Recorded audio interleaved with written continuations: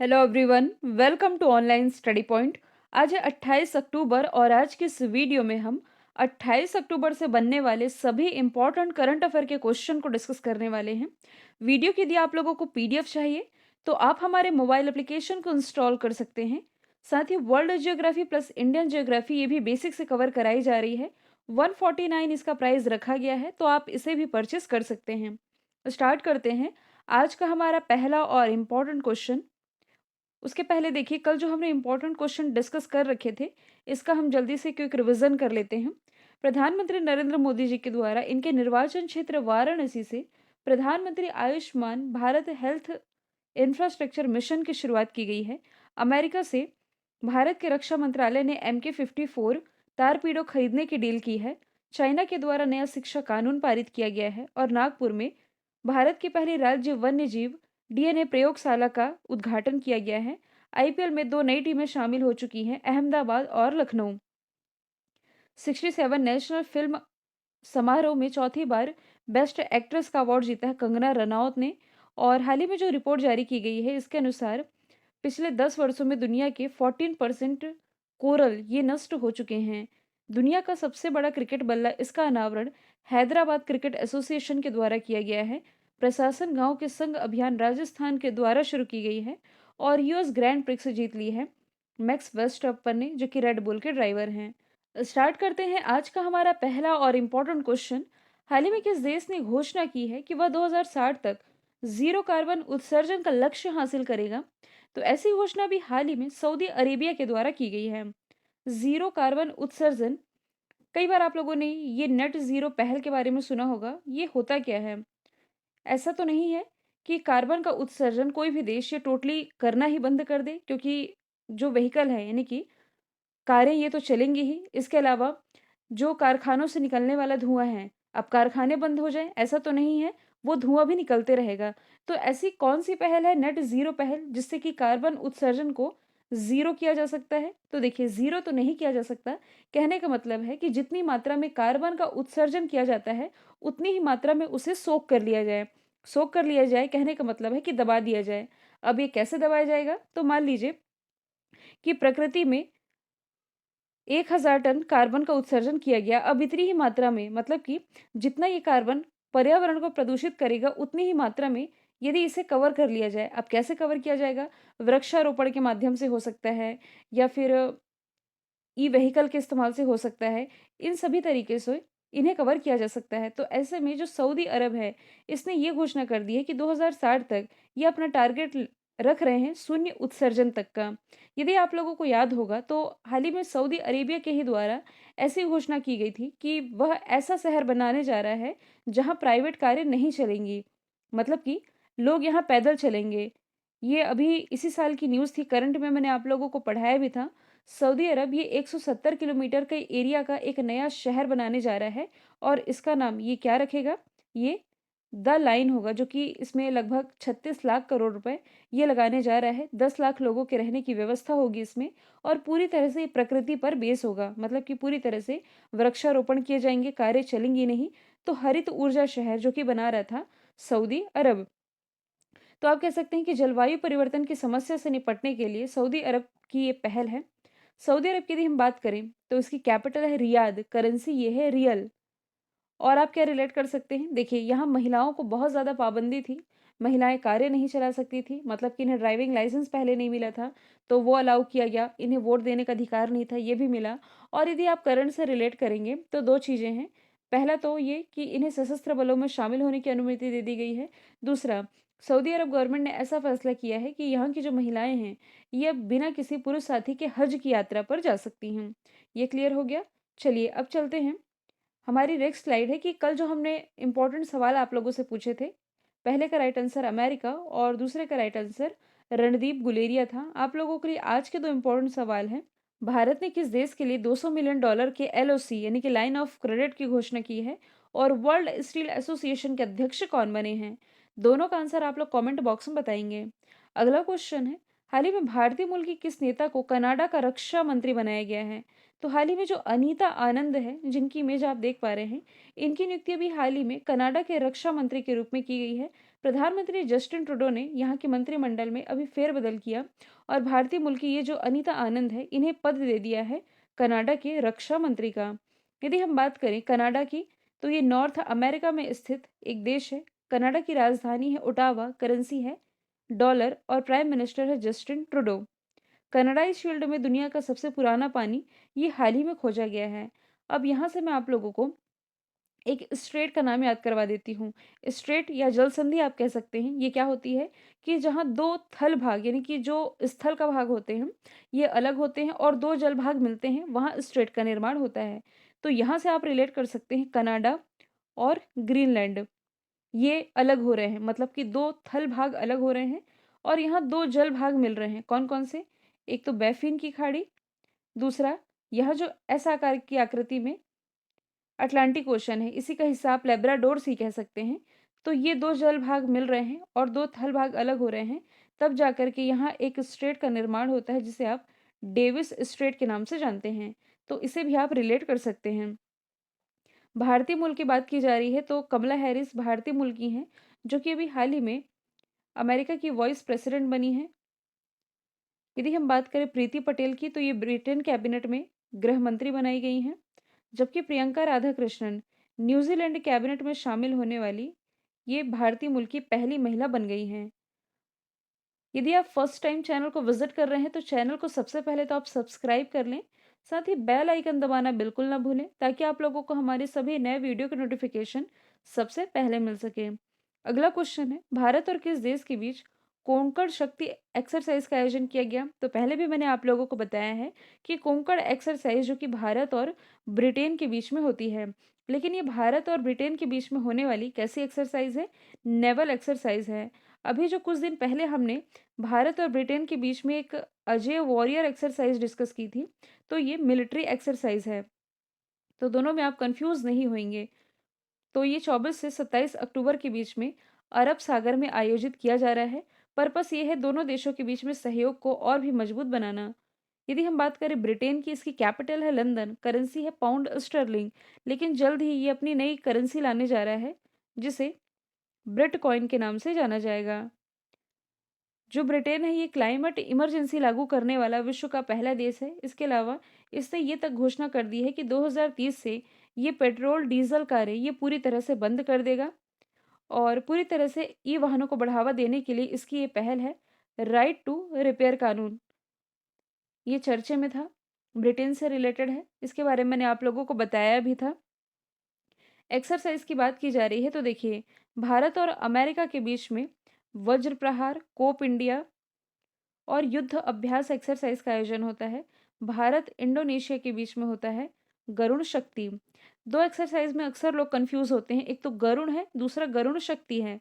तो गरुण शक्ति ये है भारत और इंडोनेशिया के बीच की एक्सरसाइज, जबकि केवल यदि गरुण लिखा है तो यह है भारत और फ्रांस के बीच की एक्सरसाइज।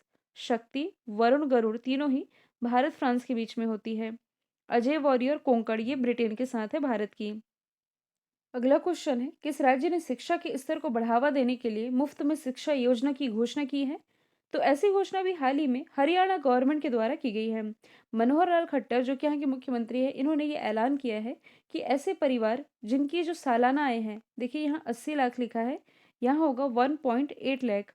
इसे मैं पीडीएफ में मॉडिफाई कर दूंगी, मतलब कि ऐसे परिवार जिनकी सालाना आय 1,80,000 रुपए से भी कम है, उन परिवारों को बच्चों को फ्री में शिक्षा प्रोवाइड कराने के लिए, क्योंकि कई ऐसे प्रतिभाशाल छात्राएं या छात्रा होती हैं जो कि टैलेंटेड तो बहुत होते हैं, लेकिन पैसे के अभाव में ये अपनी जो पढ़ाई है ये छोड़ देते हैं या इससे वंचित रह जाते हैं। ऐसा हो ना, इसके लिए हरियाणा गवर्नमेंट ने फ्री में शिक्षा देने की घोषणा की है ऐसे परिवारों को जिनकी प्रति या पूरे परिवार की आय 1.8 लाख से कम है सालाना। हरियाणा की यदि हम बात करें तो इसकी राजधानी है चंडीगढ़। मुख्यमंत्री मनोहर लाल खट्टर, राज्यपाल है बंडारू दत्तात्रेय। भारत का पहला ग्रेन एटीएम ये हरियाणा में ही लॉन्च किया गया, गुरुग्राम हरियाणा से। प्रधानमंत्री कुसुम योजना के तहत सोलर पंप लगाने वाला ये भारत का पहला राज्य है। इसके अलावा सुल्तानपुर और कलेश्वर दो इम्पोर्टेंट यहाँ के नेशनल पार्क हैं। आप लोगों को ये जो अंबाला दिखाई दे रहा है, अंबाला बस स्टैंड का नाम कुछ समय पहले ही सुषमा स्वराज बस स्टैंड किया गया। झज्जर में क्या स्थापित किया गया है? तो झज्जर में भारत का सबसे बड़ा कैंसर हॉस्पिटल। गुरुग्राम में मैंने बता ही दिया है, भारत का पहला ग्रेन एटीएम। इसके अलावा हेलीपैड सुविधा, ये इसी गुरुग्राम से शुरू की जानी है। अगला क्वेश्चन है, हाल ही में किस शहर ने सबसे टिकाऊ परिवहन प्रणाली वाले शहर का अवार्ड जीता है? तो ये जीता है केरल ने, कोच्चि के लिए। मतलब कि कोच्चि का इसमें कुछ ज़्यादा ही योगदान रहा था। कहने का मतलब है कि यहाँ की बेहतरीन ट्रांसपोर्ट सर्विस के लिए कोच्चि ने ये अवार्ड जीत लिया है, सबसे टिकाऊ परिवहन प्रणाली का। इस अवार्ड से इन्हें हरदीप सिंह पुरी के द्वारा सम्मानित किया गया है, जो कि आवास और शहरी मामलों के मंत्री हैं। और ये जो पुरस्कार है, जो कि विभिन्न राज्यों या केंद्र शासित प्रदेशों में परिवहन सुविधाओं के लिए दिया जाता है, जो कि दिया गया कोच्चि को। कोच्चि जो कि केरल में स्थित है। देखिए, 100% सौर ऊर्जा से संचालित विश्व का पहला एयरपोर्ट ये कोच्चि इंटरनेशनल एयरपोर्ट ही है। यदि हम बात करें दिल्ली की, तो दिल्ली ये भी अभी इसने कोई सी अचीवमेंट हासिल की है, यदि आप लोगों को याद होगा, तो सीसीटीवी के मामले में ये दुनिया का नंबर 1 शहर बना है। सीसीटीवी लगाने के मामले में यदि देखा जाए तो दिल्ली में प्रति वर्ग मील 1826 सीसीटीवी लगे हुए हैं। बेंगलोर की यदि हम बात करें तो ये भारत की मोस्ट लिवेबल सिटी है, यानी कि सबसे रहने योग्य शहर है। पूरे विश्व का सबसे रहने योग्य शहर तो ये है ऑकलैंड, जो कि न्यूजीलैंड के अंतर्गत आता है।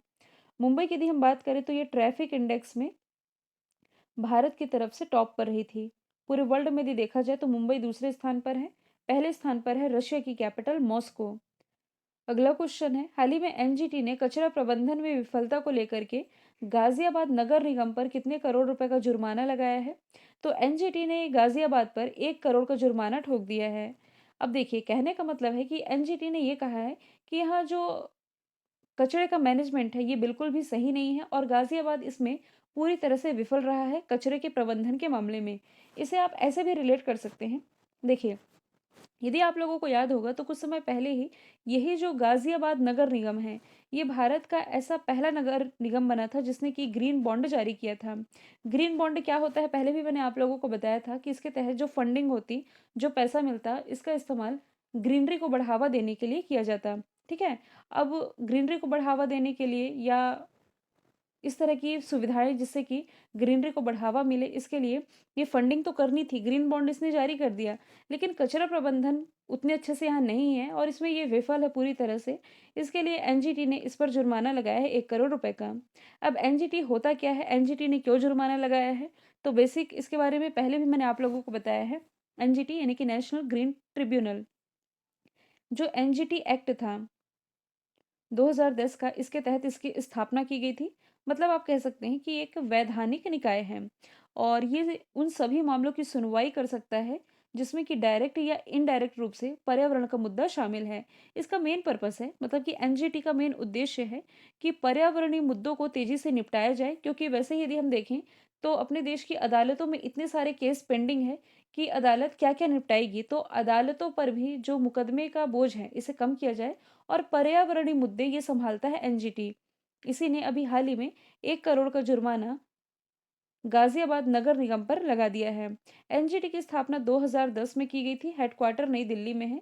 देखिए, हेडक्वार्टर तो नई दिल्ली में है लेकिन इसके 4 क्षेत्रीय कार्यालय हैं। इसके क्षेत्रीय कार्यालयों से एग्जाम में क्वेश्चन कई बार बन चुका है।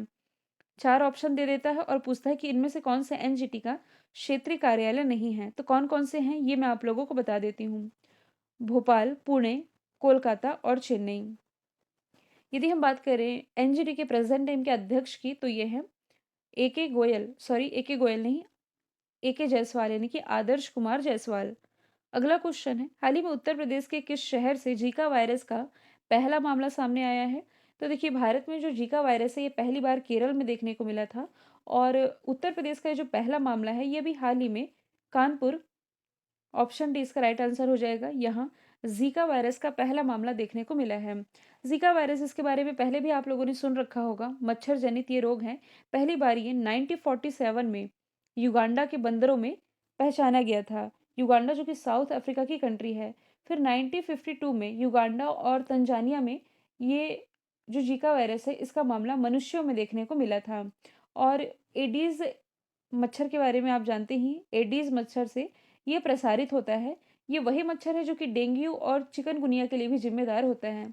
इसमें होता क्या है कि यदि गर्भवती महिलाओं को जीका वायरस का प्रभाव हो जाए तो उसके जो बच्चे का सिर है, ये औरों के मुकाबले छोटा होता है। खतरनाक ये इसलिए भी है क्योंकि अभी तक इसकी कोई भी दवा या टीका उपलब्ध नहीं है। इससे बचाव कैसे किया जा सकता है? तो देखिए, यदि शुरुआत में ही पता चल जाए तो नॉर्मली दवाओं से या डॉक्टरों से कंसल्ट करके ये बीमारी ठीक की जा सकती है। यहाँ बात की जा रही है उत्तर प्रदेश के शहर की, तो जो मथुरा है, हेमा मालिनी जी का निर्वाचन क्षेत्र है और इसी मथुरा में भारत का पहला हाथी हॉस्पिटल यानी कि एलिफेंट हॉस्पिटल स्थापित किया गया है। यदि हम बात करें वाराणसी की, प्रधानमंत्री नरेंद्र मोदी का निर्वाचन क्षेत्र है। कल ही मैंने आप लोगों को बताया था कि Ayushman Bharat health infrastructure mission की शुरुआत प्राइम मिनिस्टर ने वाराणसी से ही की है और रुद्राक्ष कन्वेंशन सेंटर का उद्घाटन वाराणसी से ही किया गया। लखनऊ गोमती नदी के किनारे बसा हुआ है। रक्षा मंत्री राजनाथ सिंह जी का निर्वाचन क्षेत्र है। इसी लखनऊ से भारत का पहला हेल्थ एटीएम लॉन्च किया गया। यदि हम बात करें कानपुर की, जो कि गंगा नदी के किनारे बसा सबसे बड़ा शहर है, यहाँ भारत का पहला लेदर पार्क स्थापित होना है। अगला क्वेश्चन है, जलवायु प्रौद्योगिकी निवेश के मामले में दुनिया में भारत टॉप 10 कंट्रीज में शामिल है। इस टॉप 10 में भारत को कौन सा स्थान मिला है? 9वां। मतलब कि हालिया जारी रिपोर्ट के अनुसार ये बताया गया है कि पिछले 5 वर्षों में 2016 से लेकर के 2021 के बीच में जलवायु प्रौद्योगिकी कंपनियों ने निवेश के रूप में $1 अरब ये प्राप्त कर लिए हैं। और तो भारत इसमें कौन से स्थान पर है? 9वें में। पहले में अमेरिका और दूसरे पर चाइना है। स्वीडन तीसरा और ब्रिटेन चौथे स्थान पर रहा है। अच्छा, क्लाइमेट इमरजेंसी के मामले में, सॉरी क्लाइमेट नहीं, यदि हम बात करें विदेशी मुद्रा भंडार के मामले में तो टॉप पर रशिया है और भारत चौथे स्थान पर रहा है। अभी जो मैंने आप लोगों को पेंशन इंडेक्स करके कुछ रैंकिंग बताई थी, इसमें भारत 40वें स्थान पर रहा था। और एक और इंडेक्स यदि आप रिलेट कर सके, इनोवेशन इंडेक्स में भारत 46वें स्थान पर रहा था। अगला क्वेश्चन है, भारत और किस देश के बीच में अभी हाल ही में पहली रणनीतिक वार्ता हुई है? तो ये जो वार्ता है भारत और किर्गिस्तान के बीच में हुई है। ये आप देख पा रहे हैं, ये हमारे NS national security adviser Ajit Doval ji, ये जो पूरी वार्ता रही दिल्ली में आयोजित की गई थी, जिसमें कि अजीत डोवाल ने भारत का पक्ष रखा और किर्गिस्तान का पक्ष यहाँ के जो सुरक्षा परिषद के सचिव है लेफ्टिनेंट जनरल मरात इमानकुलोव, ये इसमें किर्गिस्तान की तरफ से शामिल थे।